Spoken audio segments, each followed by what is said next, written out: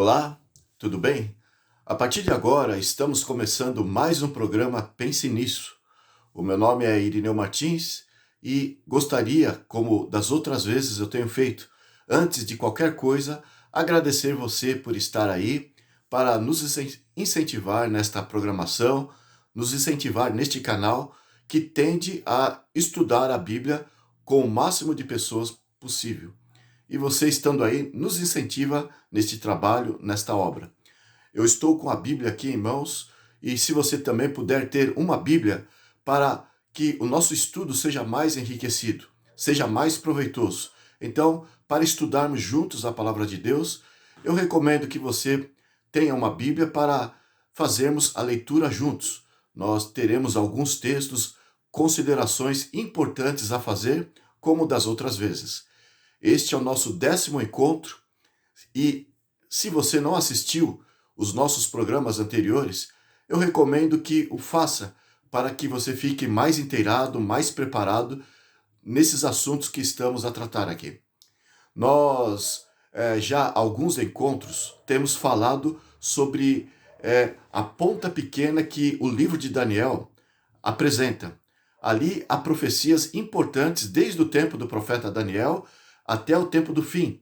E a ponta pequena que nós encontramos ali no capítulo 7 do livro de Daniel fala sobre o anticristo, que é o poder que sucedeu ao Império Romano, ao quarto império, né, que se destacou no mundo desde os tempos do profeta Daniel. O primeiro império é a Babilônia, o segundo é os Medos e Persas, o terceiro é a Grécia e o quarto é o Império Romano. Nós encontramos isso lá em Daniel capítulo 7.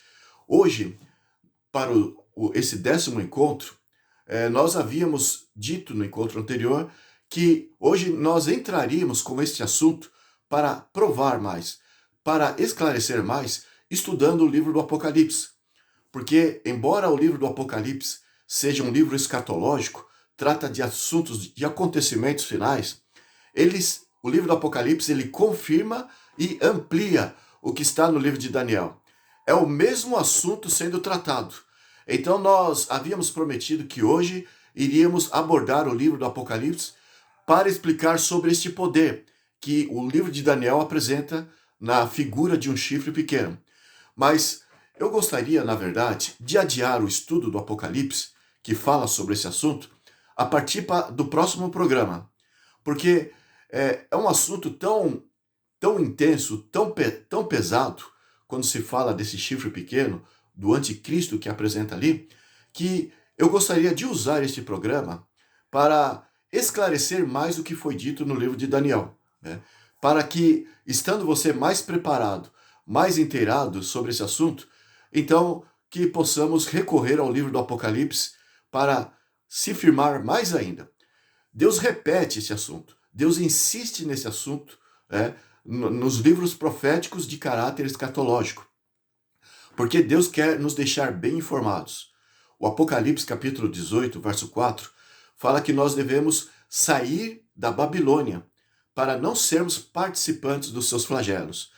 Então, para que não haja desculpa, para que a pessoa não diga lá no dia do juízo, diante do tribunal de Deus, que não teve como saber qual que era a Babilônia para poder sair, Deus ele repete esse assunto, ele insiste em trazer esse assunto nas Escrituras para que nós não tenhamos desculpas.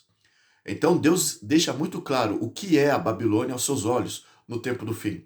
O sincretismo religioso, a junção de todas as religiões com os poderes políticos, culturais, econômicos, sociais, enfim, Deus nos esclarece repetidas vezes na Bíblia sobre o poder dominante que está fazendo com que todos se unam num só pensamento, num só propósito.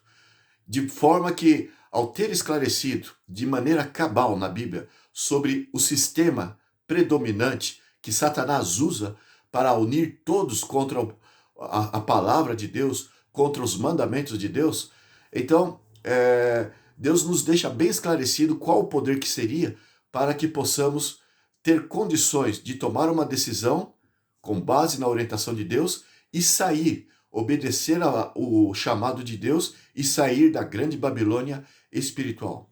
Enfim, nós vamos então tomar o dia de hoje, esse encontro, este programa que estamos começando agora, para reforçar o que foi dito no programa anterior sobre o capítulo 7 do livro de Daniel. E a partir do próximo encontro, nós vamos então dar continuidade mostrando o avanço, como que a profecia desse anticristo, desta ponta pequena ali, dita no livro de Daniel, como que o Apocalipse avança esse assunto para os nossos dias, para o tempo do fim. É por isso que eu disse no encontro lá que fizemos, o primeiro encontro, no programa de estreia.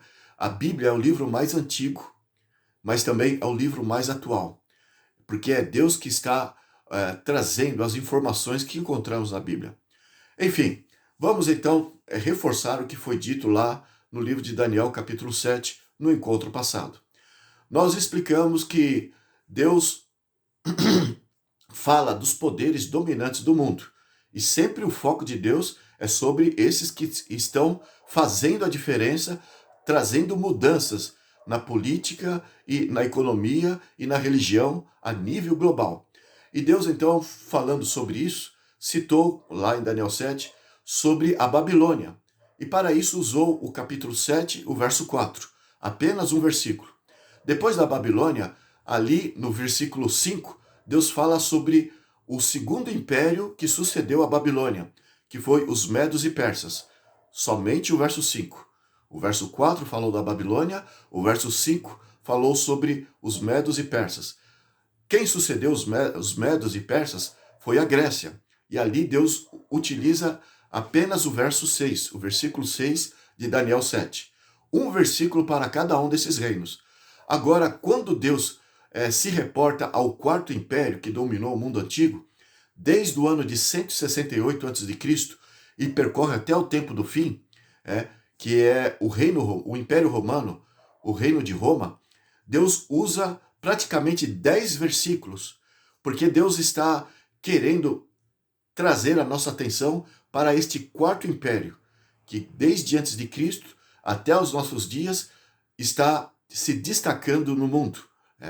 E o verso 7 de Daniel 7 fala do Império Romano Civil. Então diz desde o início que ele começou, depois da queda da Grécia, até o tempo em que ele se dividiu em vários reinos. E essa divisão foi concluída no ano 476, já da nossa era. Desde antes de Cristo até o tempo depois de Cristo, no ano 476. E fala ali em Daniel 7, verso 7, que este Império Romano, de forma que ali apresenta de uma maneira curiosa, é um império diferente dos outros reinos. É um reino que é mais forte, é mais destruidor, é mais agressivo, é mais perseguidor. E a figura que aponta ali é a mesma figura que você encontra ali em Daniel, em Apocalipse, no capítulo 12. Porque fala de um poder que, na verdade, é na figura de Satanás. Satanás é expulso do céu e alegoricamente apresentado em Apocalipse capítulo 12 como sendo um grande dragão vermelho com a sua cauda e possuindo 7 cabeças e 10 chifres. Então, a figura ali apresentada em Apocalipse sobre a imagem de Satanás, que é uma figura alegórica, é descrita para representar o Império Romano. Porque diz que este dragão vermelho que foi expulso do céu, que é Satanás, é muito bem descrito ali, em Apocalipse 12, dos versos 1 em diante, até o versículo 9. Então, de uma forma especial, descreve esse grande dragão. E é justamente este poder representando o dragão, alegoricamente mostrado como sendo Satanás, é o poder que Satanás usou para dirigir o Império Romano. Porque ali diz em Apocalipse 12 que através desta imagem ele se incorporou no Império Romano e usou o imperador, o rei Herodes, para perseguir Jesus quando ele nascesse, a fim de que Jesus não prevalecesse na terra. Então você encontra essa linguagem alegórica ali em Apocalipse 12, que mostra que o dragão, na verdade, ele usa o Império Romano. Então, o dragão é usado para representar Satanás e para representar o Império Romano. Enfim, esta figura do dragão, que perseguiu Jesus através de Herodes, é para mostrar aquilo que Daniel não conseguiu descrever. Em Daniel capítulo 7, no versículo 7. Ali fala de um animal terrível e espantoso, com 7 cabeças e 10 chifres. Enfim, é a mesma figura que apresenta ali em Apocalipse 12. É o Império Romano que sucedeu o terceiro império, que foi a Grécia. Então, este dragão, que é ali colocado em Daniel 7, é Satanás que tem uma aproximação, uma identificação especial com esse império. Através dele, do Império Romano, Satanás, a Bíblia está a nos dizer, está usando para fazer cumprir os seus propósitos. A princípio, para colocar um fim na vida de Cristo. Foi o Império Romano que perseguiu Jesus, a fim de matá-lo quando ele nasceu. Foi através do Império Romano que Jesus foi crucificado e foi morto. E através do Império Romano, Satanás tem, desde então, procurado promover os seus interesses, porque ele faz uso dos poderes da terra, assim como fez com a Babilônia, a Pérsia e a Grécia, e assim nós temos essa descrição na Bíblia sobre os poderes que Satanás usa. E o Império Romano é um poder especial que se identifica com o mesmo caráter de Satanás. Enfim, nós temos explicado isso nos encontros anteriores e detalhamos essas coisas. E se você ainda não assistiu, para confirmar, para afirmar o que nós estamos dizendo, assista depois os encontros, as gravações que fizemos deste nosso programa Pense Nisso. O título da série que estamos considerando aqui é O Conflito Cósmico entre o Bem e o Mal. Então, Satanás, neste conflito espiritual, está trabalhando por detrás de poderes dominantes neste mundo, quer seja secular, quer seja religioso. Enfim, vamos então reforçar o que já dissemos no programa anterior. Deus resolveu usar cerca de 10 versículos ali em Daniel 7 para falar sobre o poder que sucedeu à Grécia, que é o Império Romano. O versículo 7 fala do Império Romano no seu aspecto civil. Mas a partir do verso 8, nós vamos ler aqui, fala de um poder que surgiu depois que o Império Romano foi dividido. Ali fala, no verso 7, que o Império Romano foi dividido, e a conclusão dessa divisão se deu no ano 476. E a figura para dizer dos reinos que surgiram depois do Império Romano, quando era o Império único e foi dividido, a figura para retratar essa divisão está ali em Daniel 7, verso 7 e verso 24, que fala que os chifres que surgiram do animal, representando o império, trata-se dos reinos que o império foi dividido. E agora o verso 8 de Daniel 7 fala de um poder que é representado por um chifre, que a princípio ele era mais robusto, ele era mais destacado do que os outros chifres, que representam os outros reinos. E este Império Romano, vamos ver o que diz aqui em Daniel, estou com a Bíblia, e vamos então analisar Daniel capítulo 7. Olha só o que diz o versículo 8, a respeito deste poder que surgiu depois que o Império Romano foi dividido. Então assim é descrito: estando eu a observar os chifres, eis que entre eles subiu outro pequeno, diante do qual 3 dos primeiros chifres foram arrancados. Isso nós explicamos no encontro anterior, que representa 3 reinos que caíram depois que o papado se levantou. Porque é o papado que cumpre todas as características, todas as indicações que a Bíblia nos aponta aqui, sobre este poder que surgiu depois que os imperadores caíram. E o Império Romano foi dividido. E diz ainda assim o verso 8: e eis que neste chifre que cresceu e derrubou os 3 dos 10 que haviam surgido ali, este chifre, nele havia olhos como os de homem, e uma boca que falava com insolência. Então, aqui temos essas duas curiosas características apontadas sobre este anticristo que a Bíblia fala figuradamente como sendo um chifre pequeno. Ele possuía, depois da queda do Império Romano, e as divisões do Império Romano, este chifre cresceu nessa época, ele se desenvolveu, que é um poder, e ele possuía olhos de homens e uma boca que proferia insolências. Deus usou uma linguagem muito curiosa, a ponto de Daniel ficar interessado em saber sobre este chifre, este poder que surgiu depois da divisão do Império Romano. Diz assim o verso 11 de Daniel 7. Então estive olhando por causa da voz das insolentes palavras que o chifre proferia. Estive olhando e vi que o animal foi morto e o seu corpo desfeito e entregue para ser queimado. Aqui é uma descrição do profeta Daniel em dizer como que o império, que é o animal, o império civil, o império dos Césares, dos imperadores, como que ele deixou de existir através das guerras, das investidas dos bárbaros, os povos estrangeiros que entraram ali e dividiram o Império Romano. Então é representado como sendo o Império Romano sendo lançado no fogo para ser queimado e destruído. Porque agora, quem assumiria o poder ali, a cadeira dos Césares, seria este chifre pequeno. Esse chifre pequeno, na verdade, nós explicamos muito bem, esclarecemos com detalhes e só estamos reforçando aqui. Trata-se do poder papal. É um poder religioso que assume o mesmo poder que os Césares possuíam. Se os Césares, os imperadores, perseguiam ao ir conquistar as outras cidades, dominava, esmagava, desolava as cidades e impunha o seu cetro de autoridade ali, o que os imperadores fizeram, a Bíblia descreve, este poder daria continuidade. Ele seria o mesmo poder que os Césares possuíam. Iria exercer a mesma autoridade, só que na figura de uma autoridade religiosa. E aqui, infelizmente, diz respeito ao poder cristão.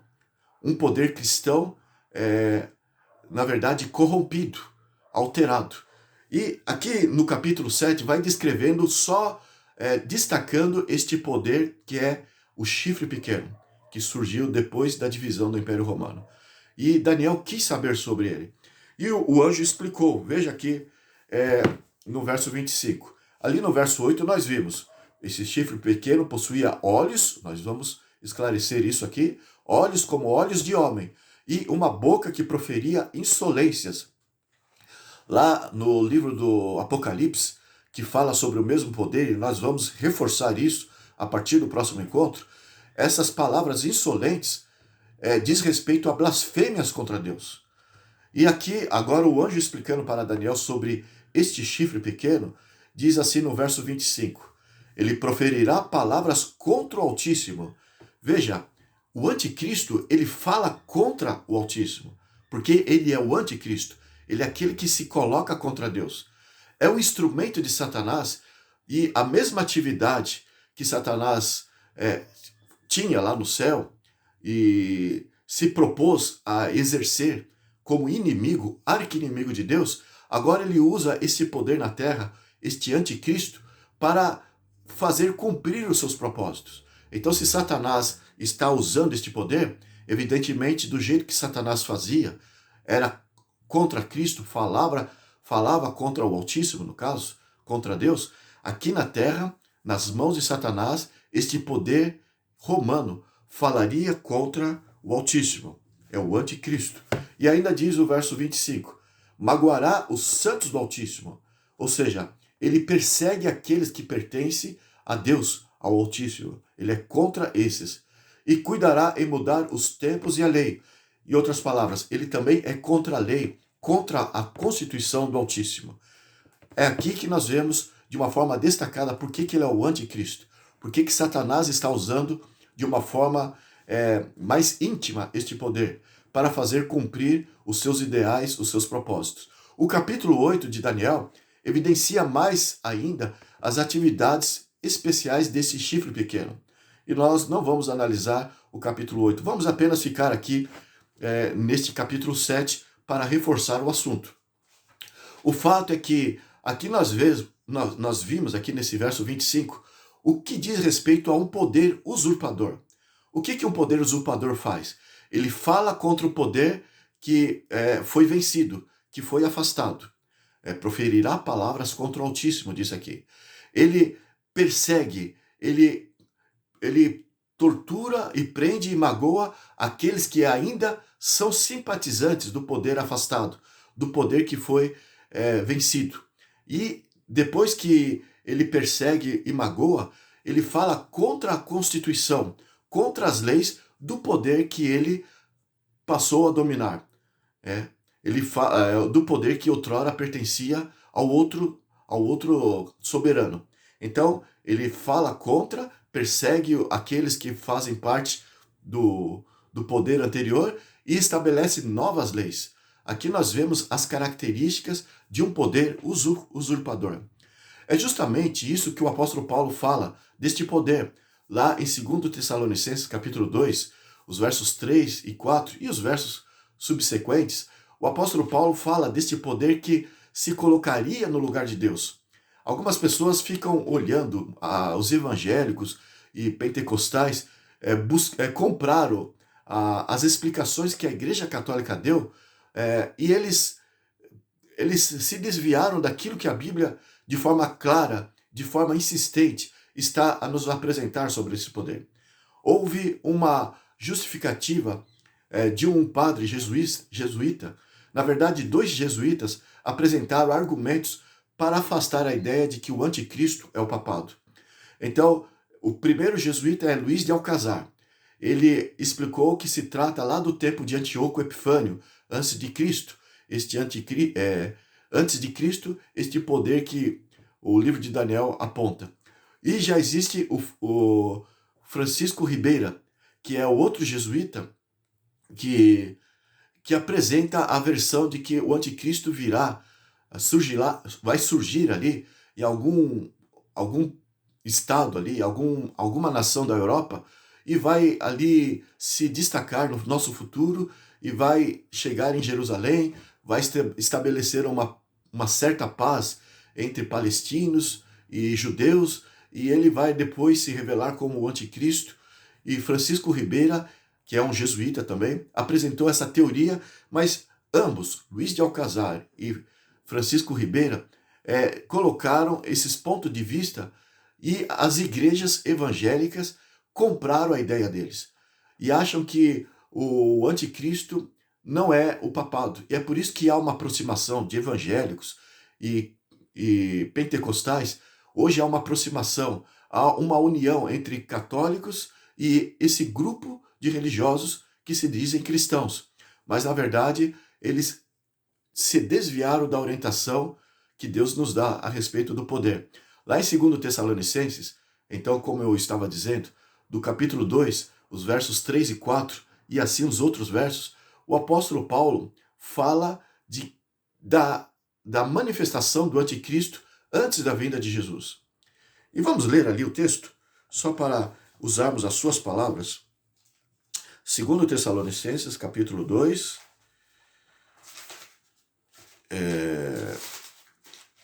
nós vemos assim, a partir do verso 3. Diz assim: ninguém de nenhum modo vos engane, porque isto não acontecerá sem que primeiro venha a apostasia. A volta de Jesus não acontecerá sem que primeiro venha a apostasia, e seja revelado o homem da iniquidade, o filho da perdição. Então, quando olha esse singular homem, eles ficam achando que é um homem no singular. Mas a Bíblia, conforme nós já explicamos, às vezes coloca uma figura como representante daquele poder, daquele sistema. Em Daniel capítulo 2, os versos 37 e 38, por exemplo, quando Daniel começa a explicar sobre a cabeça de ouro de uma estátua representando os reinos do mundo, então a cabeça de ouro, ali Daniel disse para o rei Nabucodonosor: tu, ó rei, é representado pela cabeça de ouro, mas depois de ti virá um outro reino.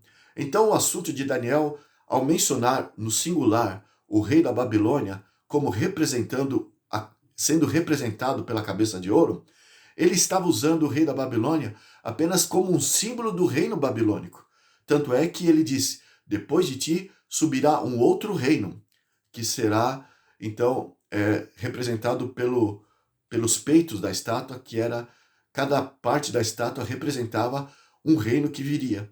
Então, o que nós temos que considerar aqui, que quando usa esta linguagem de um homem representando este poder, Deus não está tensionando em falar daquele homem.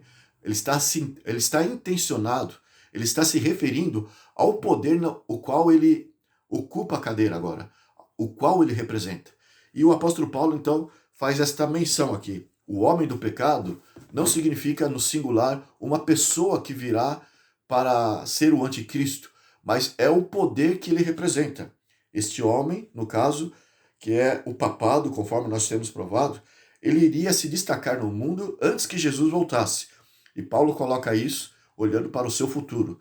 E aqui no verso 4 ele continua. 2 Tessalonicenses 2, verso 4. Então, ele vai se manifestar, o qual se opõe e se levanta contra tudo que se chama Deus. Veja o que nós vimos lá em Daniel, capítulo 7, verso 25. Ele proferirá palavras contra o Altíssimo.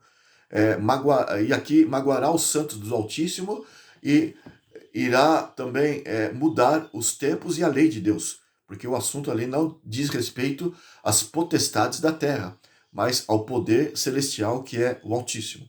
Então ele cuidaria em atentar contra a lei do Altíssimo. O assunto todo de Daniel ali é da ponta pequena infligindo contra a lei, contra Deus. E o apóstolo Paulo, que já leu o livro de Daniel, evidentemente, ele havia lido, ele havia estudado as profecias, ele passa isso para a igreja de Tessalônica. E continua aqui, o verso 4, vamos ler de novo. O qual se opõe e se levanta contra tudo que se chama Deus ou é objeto de culto, a ponto de assentar-se no santuário de Deus, ostentando-se como se fosse o próprio Deus. Temos aqui o anticristo. Veja, muitas pessoas erram em achar que a palavra anticristo significa aquele que se declara, se coloca de forma abusiva e arrogante contra Cristo, contra Deus. Mas o anti significa também aquele que se coloca no lugar, aquele que usurpa o lugar, conforme nós comentamos de Daniel 7, 25, se torna um usurpador e ele delega as leis de Deus de acordo com o seu coração. Não precisa falar de forma direta, de forma declarada contra Deus. É a sua postura, as suas decisões é que o identifica como sendo o anticristo. E assim Satanás, como sendo o grande enganador, usando este poder para se colocar contra Deus, ele usa de engano, se disfarçando de Cristo, o anticristo. E agora o apóstolo Paulo ele faz uma menção aqui de algo que ele já havia preparado a igreja de Tessalônica contra este poder. Ele diz aqui no verso 5, capítulo 2, verso 5. Não vos recordais de que, ainda convosco, eu costumava dizer-vos essas coisas? Paulo já havia preparado a igreja anteriormente sobre este poder que viria depois da queda do Império Romano. Mas por que ele está usando palavras codificadas aqui? Ele diz, vocês não recordam que eu já disse isso em outra ocasião? O verso 6. E agora sabeis o que o detém, para que ele seja revelado somente em ocasião propícia. O livro de Daniel fala que o anticristo se revelou depois que o Império Romano foi dividido e surgiu o reino depois dessa divisão. O apóstolo Paulo aqui ele já havia mencionado isso de forma codificada. Ele não está querendo mencionar de forma direta o assunto. Ele estudou o livro de Daniel, ele disse, olha, de acordo com as profecias que Deus deu para Daniel, o Império Romano lá na frente, ao futuro do apóstolo Paulo, ele vai se dividir. Reinos bárbaros, reinos estrangeiros vão dominar o Império Romano vai cair e vai surgir um outro poder no assento, na cadeira dos imperadores, que ao tempo do apóstolo Paulo é o que predominava. Então, ele está aqui usando de forma codificada as palavras, está evitando falar, principalmente deixar registrado em escrito o assunto, porque era muito comprometedor falar que o Império Romano iria se esfacelar no futuro e um outro poder iria assumir o lugar dos Césares, dos imperadores. Então, se ele falasse isso de forma declarada, principalmente através de registros, o apóstolo Paulo estava colocando a sua cabeça a prêmio. Seria caçado e seria finalmente morto antes do tempo. Ele foi morto depois, mas havia o tempo certo para isso. O fato é que o apóstolo Paulo, ele só está lembrando as coisas que ele já havia avisado para a igreja de Tessalônica. E ele diz, este é o Império Romano que o detém, porque quando o Império Romano cair, ele então, esse poder, esse homem do pecado vai se destacar. E ele continua agora enfatizando o assunto a partir do verso 7. Com efeito, o mistério da iniquidade, que é o mistério do pecado, aquele que se coloca contra Deus, o do anticristo, ele já opera e aguarda somente que seja afastado aquele que agora o detém. Porque já havia no tempo do apóstolo Paulo, desde os primeiros séculos, houve pessoas corrompidas dentro do cristianismo, e os apóstolos tiveram dificuldade de lidar com esses líderes que estavam crescendo em algumas igrejas e corrompendo o cristianismo, e o apóstolo Paulo já viu esse espírito dominando ali. E é por isso que ele falou que já existia ali, mas iria chegar um tempo certo que iria prevalecer. Mas o verso 8 ele continua. Então será de fato revelado o iníquo, quando o Império Romano cair, a quem o Senhor Jesus matará com o sopro da sua boca e o destruirá pela manifestação da sua vinda. Então ele está falando que esse império, ao surgir, esse Império Romano religioso, que é o anticristo, que é o papado, conforme nós temos dito aqui, ele vai se estender até a volta de Jesus. Então, desde aqueles dias, quando o Império Romano se esfacelasse e caísse e surgisse a ponta pequena, que é o anticristo, ele iria prevalecer na terra até a volta de Jesus. E nós estamos vendo cumprindo isso. A igreja, desde o tempo em que assumiu a cadeira de Roma, o papado, até os dias de hoje, ele existe e ele destaca a mesma autoridade que o Império Romano se destacava no passado. E aqui diz que a mesma coisa que foi dito ali no sonho da estátua do rei Nabucodonosor, representando o tempo do fim, os pés da estátua, que representava esse período, o tempo do fim, que era em parte de barro e em parte de ferro, representando reinos fortes com os reinos fracos, e representando também, pela Bíblia, a junção entre a igreja e o Estado, a religião e o poder civil. E aqui, lá em Daniel, capítulo 2, fala que justamente nessa conglomeração de interesses, que na verdade não se combina, a pedra que foi lançada do céu, que representa o reino de Cristo, atingirá os pés da estátua e vai colocar um ponto final nesses reinos, nesse sistema de conglomeração de poderes dominados pelo príncipe das trevas. Então aqui ele descreveu tanto o que está em Daniel 7, como o que está em Daniel capítulo 2. Quando ele falou que, o verso 9, que ele será destruído com a manifestação, o verso 8, da sua vinda.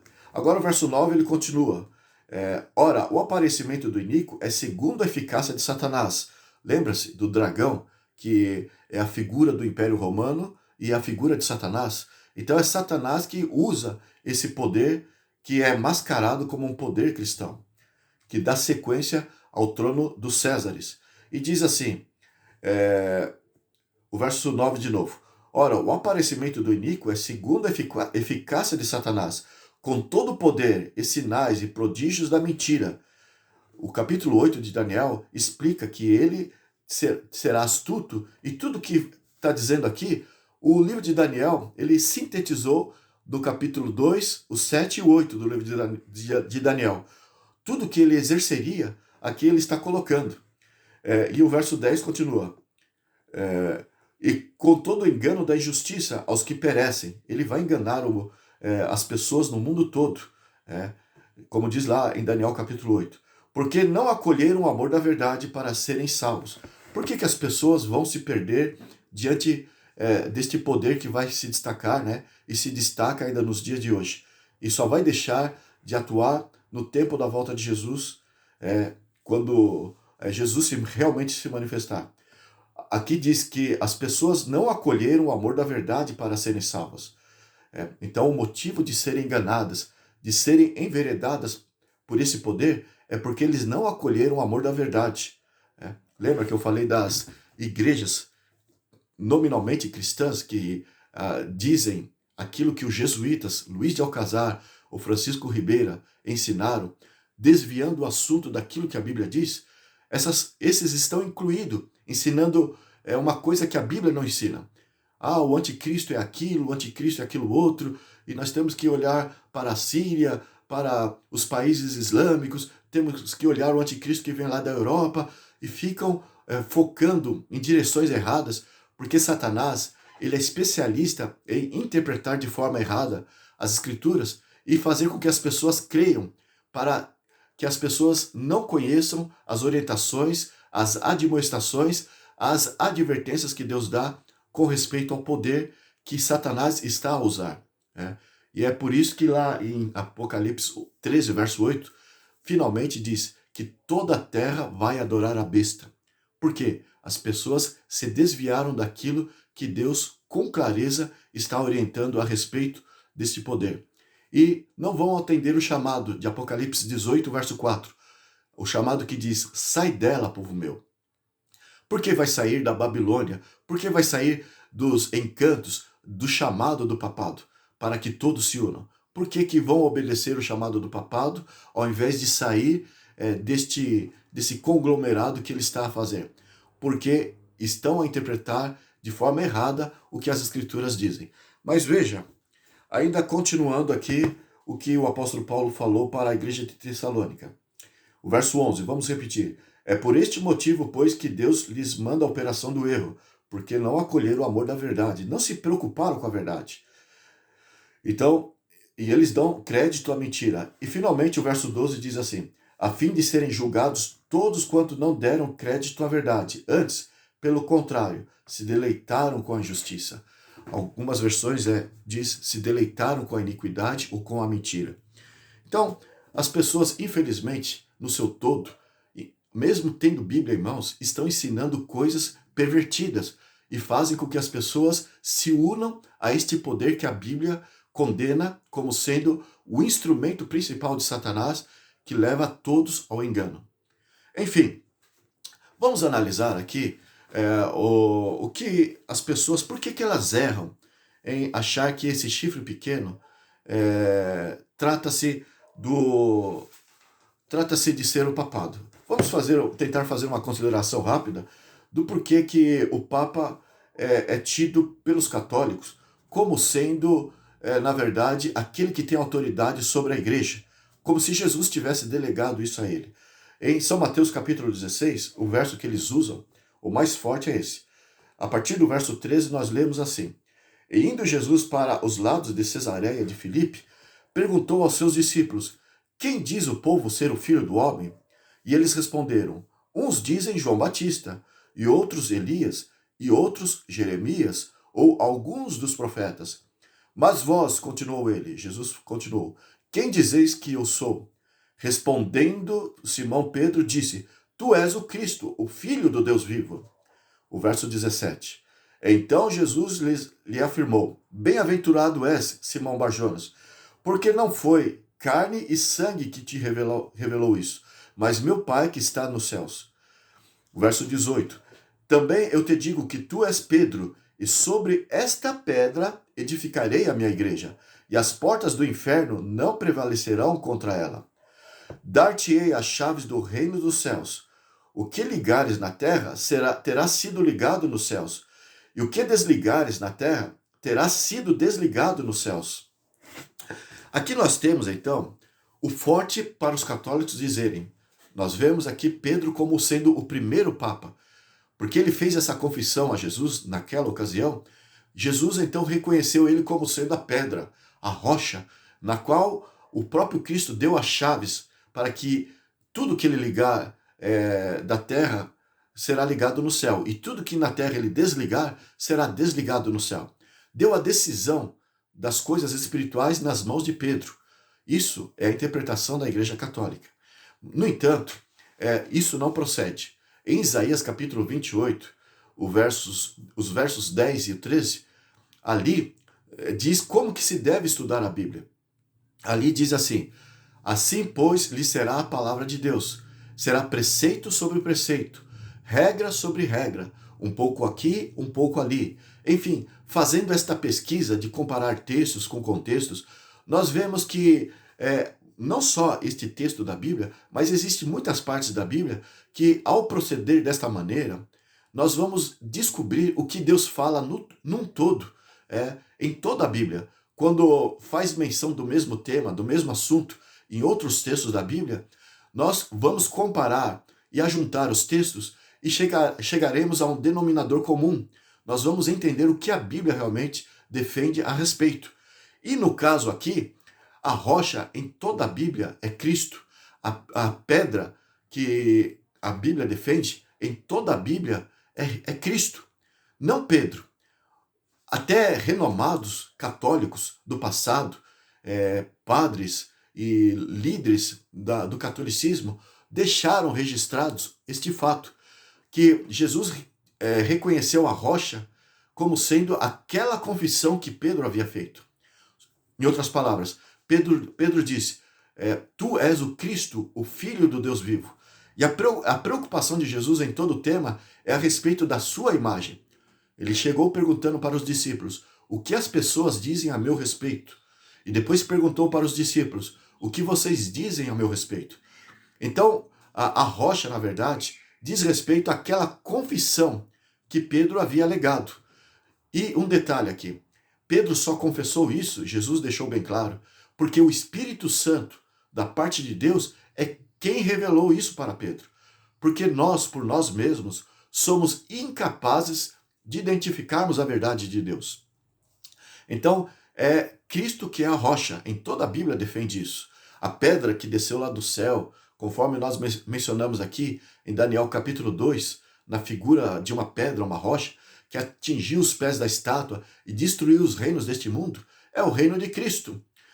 Lá em 1 Pedro, capítulo 2, verso 6, 1 Coríntios, capítulo 10, verso 4, enfim, a Bíblia fala que a rocha, a pedra, é Cristo. E nós estaremos bem fundamentados na rocha, disse o apóstolo Pedro, o qual é Cristo. Lembra lá em São Mateus capítulo 7, nós estamos indo rápido para dar tempo a apresentarmos aquilo que ainda desejamos apresentar. Mas lá em São Mateus capítulo 7, Jesus falou, todos aqueles que ouvem a minha palavra e colocam em prática, eu considerarei como sendo um homem sensato, que construiu a sua casa sobre a rocha.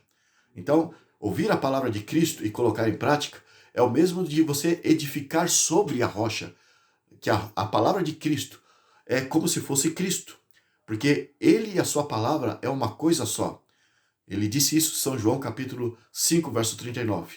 E nós devemos firmar a nossa fé na sua palavra. Enfim, ele disse, eu compararei esta pessoa que ouve a minha palavra e coloca em prática como sendo o homem sensato que construiu a sua casa sobre a rocha. Veio a tempestade, veio o vendaval e deu sobre a casa e a casa permaneceu firme, porque estava alicerçada na palavra de Deus, que é a rocha, que é Cristo Jesus. E, por outro lado, aqueles que ouvem a palavra, mas não colocam em prática, Jesus comparou como sendo o homem sensato, que edificou a sua casa sobre a areia.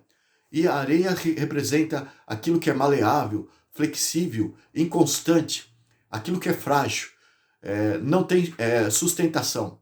Então ele compara isso, o homem que construiu a casa sobre a areia, ele confiou, depositou a sua confiança sobre aquilo que é do ser humano. A areia representa isso. O ser humano é passageiro, o ser humano é frágil. Não tem como ser alicerce de nada. E aí Jesus diz, aí veio a tempestade, o vendaval e deu sobre a casa, e a casa caiu e a sua ruína foi muito grande. São Mateus capítulo 7.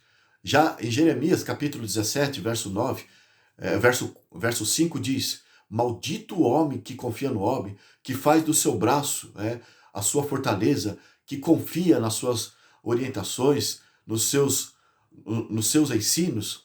Lá em Provérbios, capítulo 26, verso 15, se eu não me engano, lá em Provérbios diz assim, que o homem, há caminhos para o homem que parece certo, mas o seu fim leva à morte. Assim é o homem, ele não tem como Deus confiar a sua igreja sobre o homem, mas apenas ela deve crescer com base nos ensinos da palavra de Deus.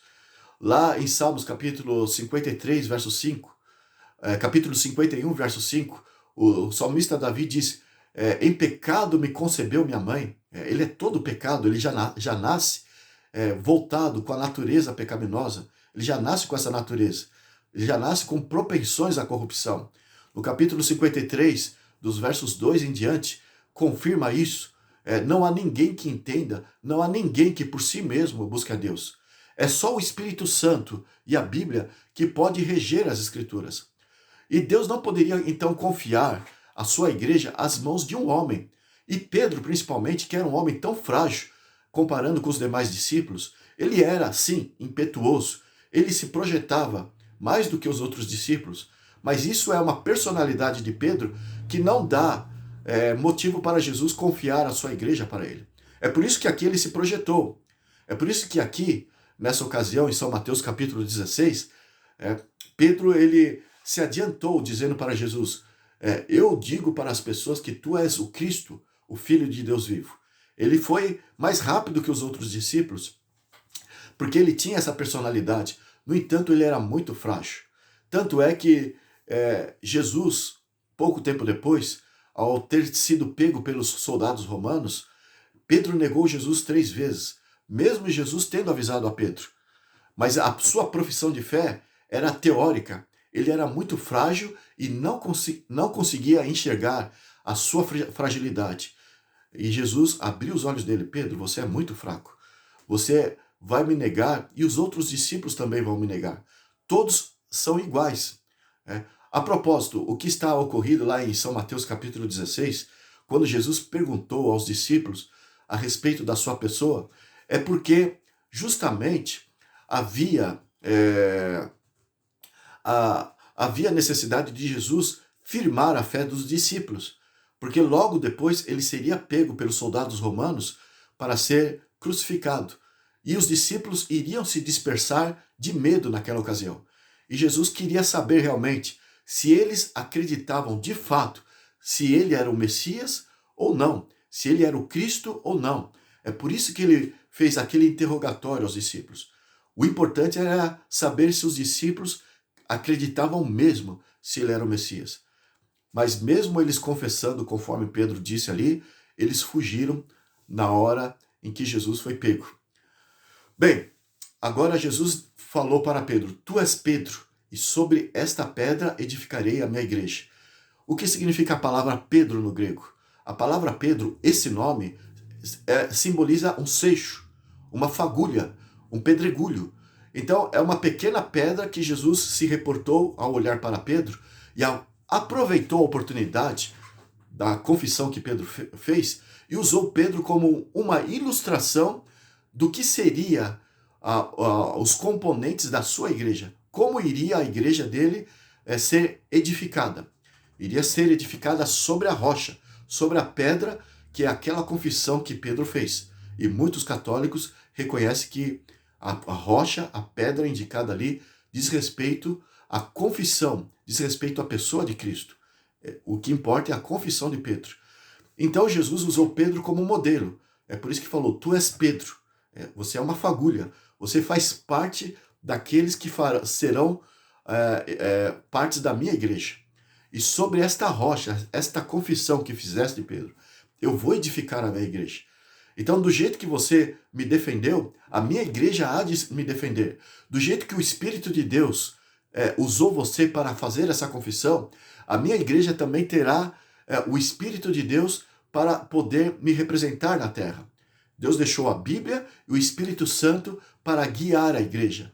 E os poderes que a igreja deve crescer e deve viver e deve ser edificada as Escrituras e o Espírito Santo.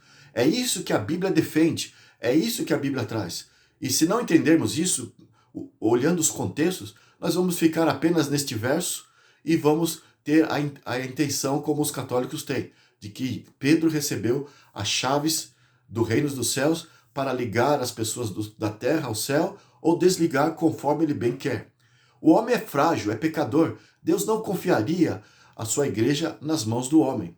E Pedro, ele na verdade, depois de ter negado Jesus, você conhece a história. Jesus se encontrou com os discípulos, do jeito que ele negou 3 vezes, Jesus, vendo que ele estava desanimado, se achava indigno de ser um discipulado de Cristo, por ter negado a Cristo 3 vezes, Jesus procurou recompor Pedro como discipulado. Jesus falou: Pedro, toda a igreja me negou, toda a igreja é frágil. Então 3 vezes Jesus perguntou: Pedro, tu me amas? Então apacenta a minha igreja.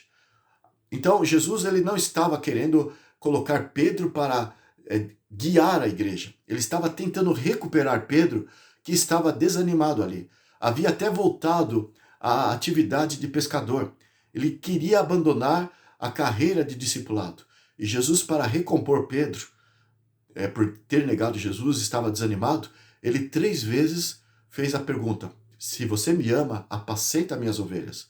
É isso que a Bíblia está nos dizendo.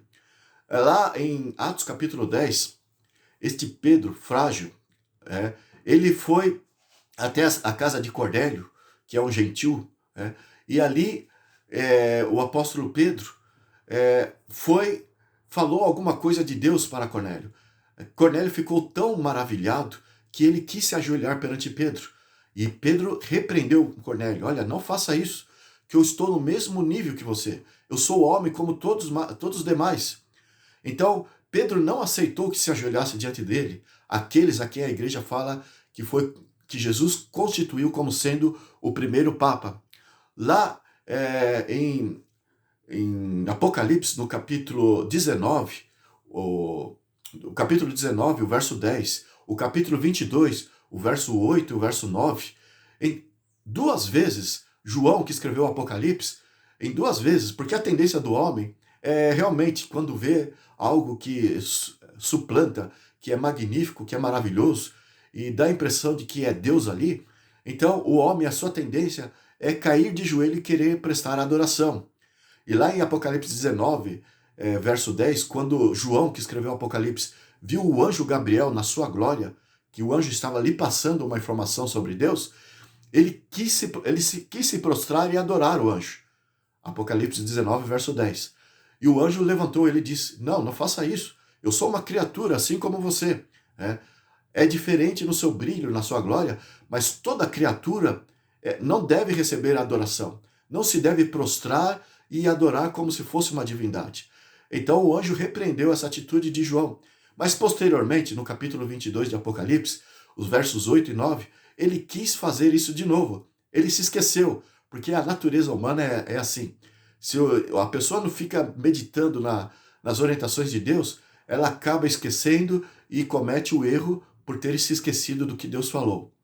E Deus, então, ali em Apocalipse 22, verso 8 e 9, novamente, João quis se prostrar perante o anjo, e o anjo disse: não faça isso.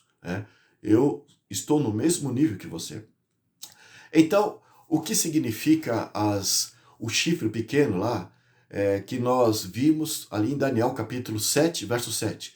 O chifre pequeno, como fazendo parte do anticristo, ele iria ter olhos de homens, que significa iria trocar a palavra de Deus e estabelecer a sua autoridade.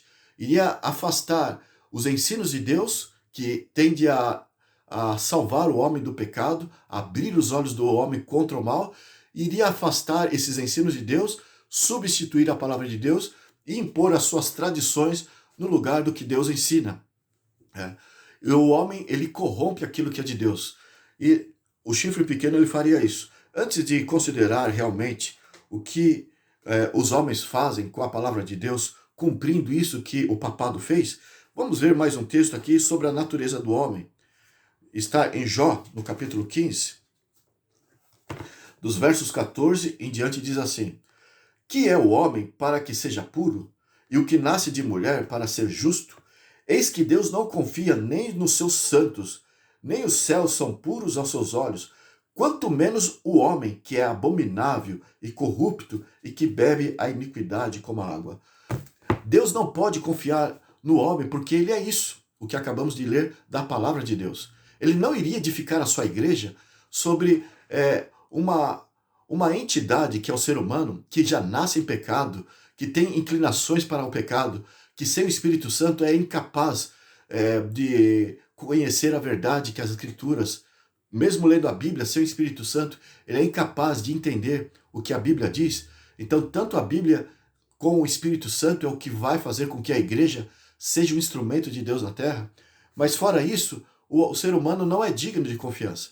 Esses versos diz de uma forma muito clara, de maneira que Deus nunca poderia confiar a sua igreja sobre os seres humanos. E Pedro não recebeu essa autoridade. O que significa as chaves que Pedro recebeu então? Jesus havia dito lá em Mateus, no capítulo 28, vamos ler aqui, o capítulo 28 de Mateus, o capítulo 28, dos versículos 18 em diante, antes de subir para o céu, ele disse assim, verso 18, Jesus, aproximando-se aos discípulos, falou-lhes, dizendo, toda autoridade me foi dada no céu e na terra. Então significa que ele administra lá no céu, porque Jesus é Deus, e é ele que administra aqui na terra. E ele deixou a sua igreja sob a sua supervisão, não na supervisão de homens, que é pecadores, falhos, corruptos, mas na supervisão do próprio Cristo, através do Espírito Santo. Lá em São João, capítulo 14, capítulo 15, Jesus falou, não vos deixarei órfão, eu enviarei o Espírito Santo, e ele vos guiará em toda a verdade. E em São João, capítulo 17, o verso 17, ali diz, Jesus orando, Pai, santifica-os, os seus discípulos, santifica-os na verdade, a tua palavra é a verdade. Então, Cristo, através do Espírito Santo, que vai guiar a igreja, e o Espírito Santo nos guia a Bíblia e nos faz entender a Bíblia, que é a verdade. E aqui ele falou, é-me dado toda a autoridade no céu e na terra. Então ele está administrando todas as coisas, tanto lá no céu como na terra. E ele confiou os discípulos a missão, dizendo, São Mateus 28, 19, Ide, portanto, fazei discípulos a todas as nações, batizando-os em nome do Pai, do Filho e do Espírito Santo, ensinando-os a guardar todas as coisas que vos tenho ordenado. Então é importante você entender que todas as coisas diz respeito a tudo que está nas Escrituras. É o que está nas Escrituras que temos que nos submeter. São João 5, verso 39, São Lucas, capítulo 24. Jesus, ele citava as Escrituras do começo ao fim. E então, ensinando todas as coisas que vos tenho ordenado. É assim que a igreja de Cristo deve ligar as pessoas, tem as chaves para ligar pessoas para fazerem parte da igreja. E diz ainda o verso 20, E eis que estou convosco todos os dias até a consumação dos séculos. Então, esse verso 20, na verdade, é o mesmo que está ali no verso 18. O poder no céu e na terra. E as Escrituras está aqui como sendo a base dos ensinamentos da igreja. E assim que a igreja vai ligar as pessoas, tendo as chaves de Deus, a autoridade de Deus para ligar e desligar interessados, no reino dos céus. E aqui nós vemos em São Marcos, capítulo 16, Jesus tratando do mesmo assunto, antes de ir para o céu. Aqui nós vemos ele falando dos versos 14 ao verso 16. A mesma coisa, antes de ir para o céu, Jesus diz aqui nas palavras de São Marcos.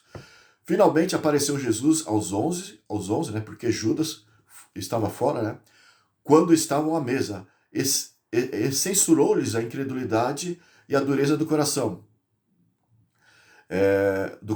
Porque não deram crédito aos que tinham visto já ressuscitado. Agora o verso 15 e o 16 é que importa aqui. Veja, E disse-lhes: Ide por todo o mundo e pregai o evangelho a toda criatura. Quem crer e for batizado será salvo. Quem, porém, não crer será condenado.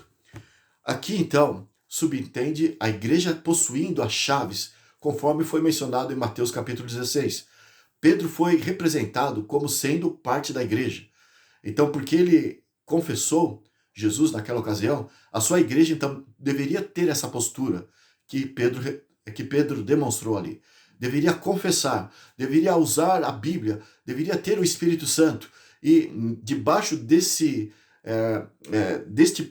poderes, a palavra de Deus, o Espírito Santo, assim a igreja seria edificada sobre a rocha, estaria bem fundamentada. E as portas do inferno, que significa os ventos, conforme está em São Mateus capítulo 7, a tempestade e todas as fúrias da natureza, ao se dar contra aquela casa, Mateus capítulo 7, ao ter ela sido alicerçada, está sob o alicerce que é a rocha, então a casa permanece em pé.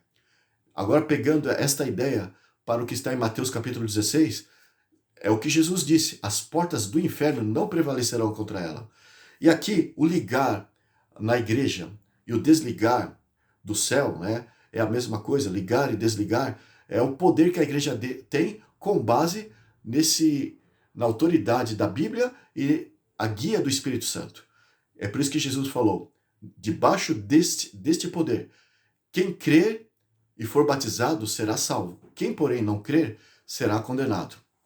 Bem, o fato é que lá em Daniel capítulo 7, nós falamos sobre o chifre pequeno que tinha olhos de homens. O que é olhos de homens? São as suas tradições que rejeitam a palavra de Deus. O fato é que Jesus sempre teve dificuldade, porque ele enfrentou um grupo de judeus que, ao invés da palavra de Deus, no caso a Torá e as leis dos profetas, eles davam mais valor às tradições. E Jesus teve dificuldade e ele foi rejeitado porque as tradições dos homens sempre foram imperativas. E o que havia então de tradições para eles? Lá no cativeiro babilônico, alguns rabis, eles começaram a proferir pensamentos e filosofias que fazia com que a religião judaica fosse estabelecida. E foi sobreposto às filosofias, às ideias desses rabis, acima da lei, acima do Torá. E eles diziam essas tradições e posteriormente foram registradas. E havia, na verdade, o Talmud, que foi registrado no livro conhecido como Talmud. O que é o Talmud? O Talmud é, na verdade, um componente que se divide em Mishnah e a Gemara. O que é a Mishnah? A Mishnah significa as tradições, os dizeres que são milhares, que eles diziam em cima daquilo que eles entendiam sobre o Torá e sobre a vontade de Deus. Eles foram criando isso lá na Babilônia e depois eles desenvolveram isso lá em Jerusalém. E a Mishnah fala dessas tradições. E a Gemara é um comentário dessas tradições. E possui milhares e milhares de leis, de ilustrações, de alegorias que comenta a Mishnah. A Mishnah é as tradições e a Gemara é o comentário dessas tradições. E existe o Talmud, dois tipos de Talmud. O Jerusalmi, e existe também o Bovel. O Jerusalmi foi criado lá em Jerusalém. E o Bovel ideias orais que foram ditas pelos rabis lá na Babilônia, no cativeiro babilônico. Então, eles ajuntaram isso e pegaram, então, os dizeres orais da Babilônia, e era o Bovel, que é tido como o Talmud babilônico. E os de Jerusalém, o Jerusalmi, eles pegaram os dizeres dos rabis de Jerusalém e fizeram o Talmud de Jerusalém.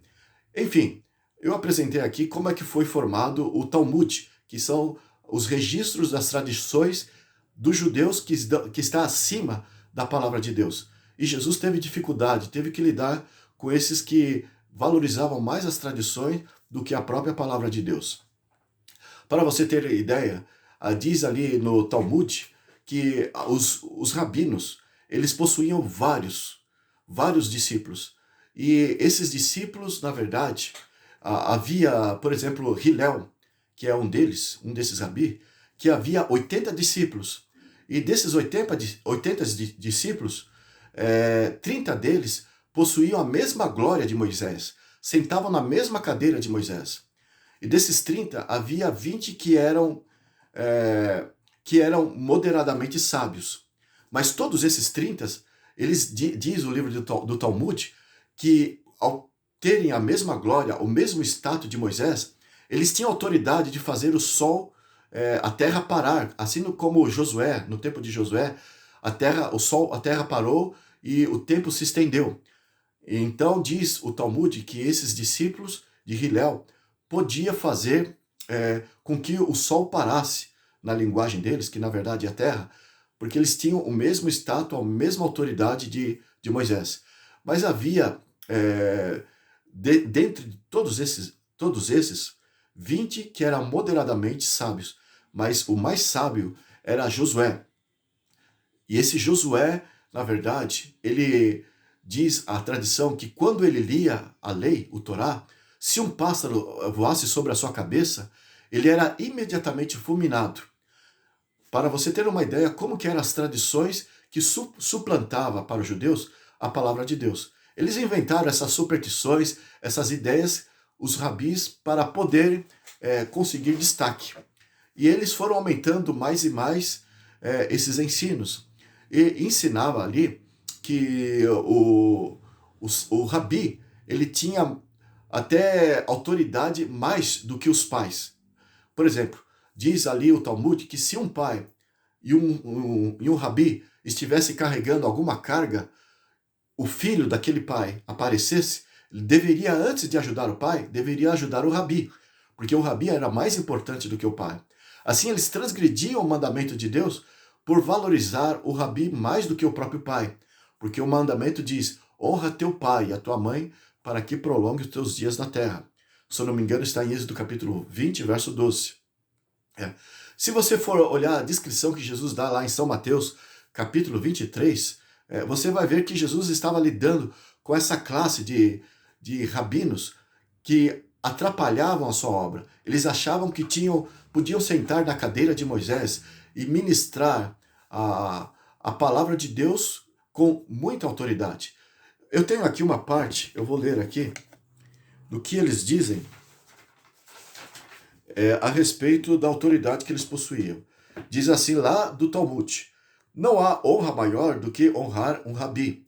Não há temor maior do que o temor do rabi. O homem sábio disse: o temor do rabi é como se fosse o temor de Deus. Eles queriam estar no mesmo pé de Deus, de reconhecimento e de autoridade. Agora, uma outra parte do Talmud diz assim: é proibido ao discípulo chamar o seu rabi pelo nome, mesmo se ele não estiver na sua presença. Também os discípulos não devem retornar um cumprimento ao rabi da mesma forma que ele cumprimenta os outros amigos. Pelo contrário, ele deve curvar-se diante do rabi e dizer-lhe com reverência e honra: que a paz esteja contigo. Que a paz esteja contigo, rabi. Então, esses ensinos, na verdade, é ensinado do Talmud na Universidade de Jerusalém. Os seus estudantes ali aprendem todas essas tradições, esses ensinos que atrapalhavam a obra de Cristo. Veja lá, vamos abrir lá em Colossenses, em São Mateus capítulo 15. Mateus capítulo 15.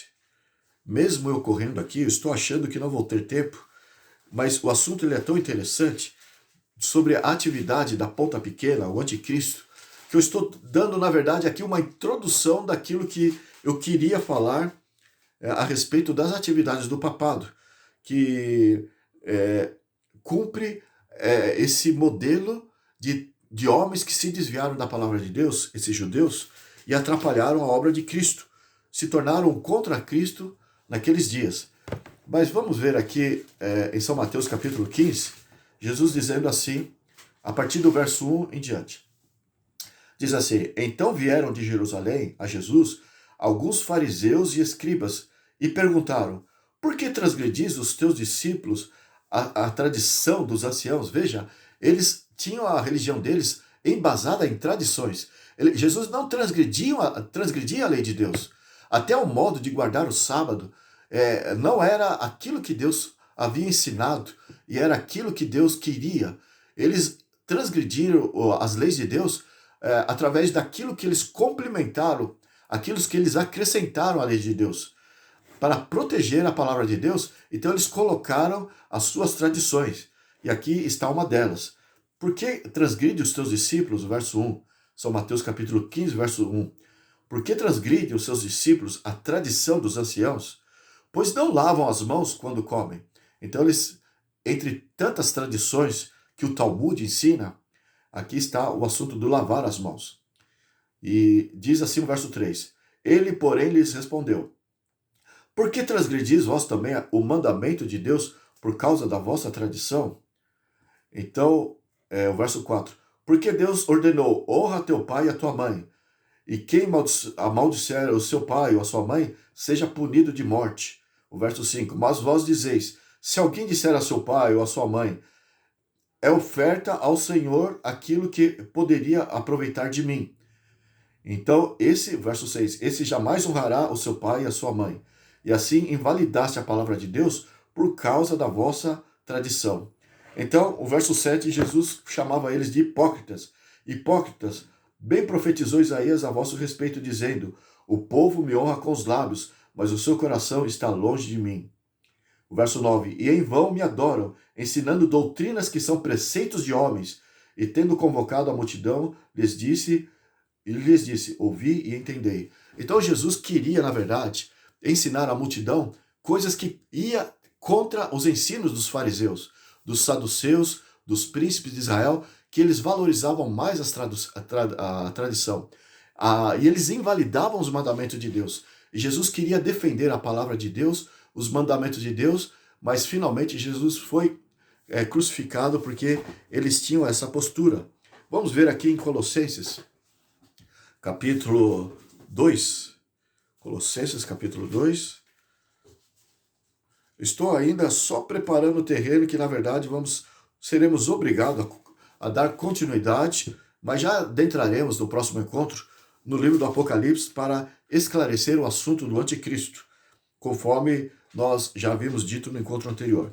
Mas Colossenses capítulo 2, verso 8 e 9, nós lemos assim: cuidado, que ninguém vos venha a enredar com a sua filosofia e vãs sutilezas, conforme a tradição dos homens, conforme os rudimentos do mundo e não segundo Cristo, porquanto nele habita corporalmente toda a plenitude da divindade. E, enfim, na verdade, o apóstolo Paulo e todos os apóstolos pegaram essa casta de pessoas dos judeus que queriam colocar as tradições, aquilo que os homens inventaram no lugar da palavra de Deus, e atrapalhava a obra de Cristo na terra. 2 Timóteo 2,18, vamos ver aqui. 2 Timóteo 2,18. Vamos ver o que temos aqui. Estes se desviaram da verdade, asseverando que a ressurreição já se realizou e estão pervertendo a fé de alguns. Então, naquele tempo já havia homens que haviam se corrompido, sendo usados por Satanás para atrapalhar a obra de Cristo. E Satanás sempre substituía a palavra de Deus com as filosofias dos homens. Infelizmente, eu sou obrigado a terminar este vídeo por aqui. Mas nós vamos dar continuidade no próximo vídeo, se Deus nos permitir. Nós vamos dar sequência para explicar o que significa, então, esse olhos de homens, de Daniel 7, verso 7, verso 8, que fala do chifre pequeno, do anticristo, do papado. Diz respeito a mais ou menos isso que eu falei aqui, das tradições que já existia naqueles dias, que os líderes de Israel usaram para atrapalhar a obra de Cristo. E eles defendiam essas tradições porque Satanás, evidentemente, estava usando esses líderes. E Jesus teve a dificuldade aqui na terra, e os seus servos, os seus discípulos e todos que são de Deus até o tempo do fim, terá que enfrentar o que o homem diz em relação àquilo que Deus diz. Os que são de Deus vão defender com unhas e dentes a palavra de Deus. Aqueles que eram de Deus no passado, eles foram perseguidos, foram maltratados, foram injuriados e finalmente foram mortos. O apóstolo Paulo chegou a dizer: todo aquele que quiser viver piamente padecerá perseguição. Todos os que são de Cristo no passado, os profetas, foram mortos. É por isso que Jesus disse: Jerusalém, Jerusalém, que matas os profetas e apedrejas os que te são enviado. Quantas vezes eu quis vos ajuntar, assim como uma galinha junta seus pintinhos debaixo das asas, mas vocês não quiseram. Porque o homem, se afastando de Deus, Satanás usa eles e faz com que eles mate aqueles que pregam a verdade. Então, nós vamos encerrar por hora, porque o nosso tempo já está exigindo isso. Eu gostaria que você guardasse no seu coração essa introdução para o próximo encontro. Eu gostaria que você pensasse muito nisso e reservasse isso na tua mente, porque o que atrapalha a obra de Deus é justamente esse olhos de homens, que significa pensamentos, que significa ideias, conceitos humanos, uma visão humana que substitui a palavra de Deus. O papado, ele seguiu exatamente esses mesmos passos e encheu a sua igreja de tradições, e eles valorizam a tradição no lugar da palavra de Deus. E isso eles confessam sem titubear, sem tremer, sem negar. Eles negam este fato, que a tradição é mais importante do que a Bíblia. E eles têm direito para pôr e acrescentar e diminuir a palavra de Deus. Enfim, que fique preparado, isto que eu falei para você agora, e no próximo encontro você entenderá como que eles agiram tendo olhos de homens, o chifre pequeno, e como que eles proferiram blasfêmias contra Deus. E daremos mais ensinamentos com base no livro do Apocalipse ainda, ok? Obrigado pela sua presença, que Deus abençoe e até o próximo encontro. Pense nisso.